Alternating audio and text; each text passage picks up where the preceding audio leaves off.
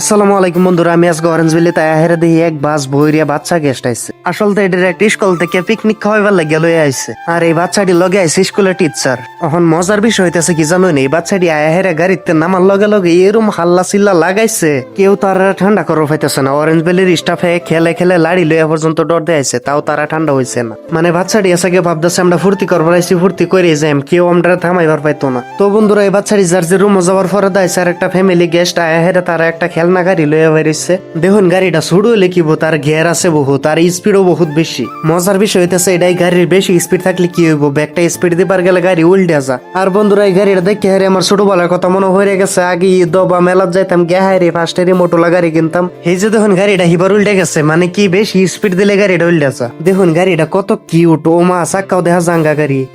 দেখে কেটা কেটা আগে ঈদ গে হারে তা গাড়ি লইছেন কমেন্ট বক্সে জানান। তো বন্ধুরা, আজকের ভিডিওটা এনে শেষ করলাম। দেখা হবে নতুন আরো একটা ব্লগ। আল্লাহ হাফেজ।